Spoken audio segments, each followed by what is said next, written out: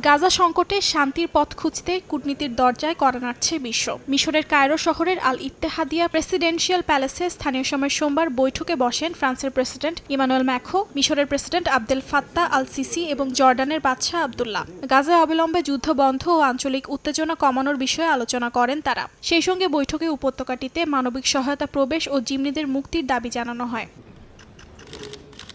যৌথ সংবাদ সম্মেলনে ম্যাখো গাজা থেকে ফিলিস্তিনিদের জোর করে উচ্ছেদ না করার আহ্বান জানান। দ্বিরাষ্ট্র সমাধান বাস্তবায়নে সৌদি আরবের সঙ্গে একটি আন্তর্জাতিক সম্মেলনের আয়োজন করারও কথা জানান তিনি। এদিকে মিশরের প্রেসিডেন্ট সিসি জানান, গাজা নিয়ে প্যারিস ও কায়রোর অবস্থান এক। এছাড়াও বৈঠকে মিশর ও ফ্রান্সের মধ্যে স্বাক্ষর হয় বেশ কিছু সহযোগিতা চুক্তি, বিশেষ করে স্বাস্থ্য, শিক্ষা ও পরিবহন খাতে যৌথ কাজের ঘোষণা আসে দুই দেশের পক্ষ থেকে। অর্জিতা শেহজিন, সময় সংবাদ।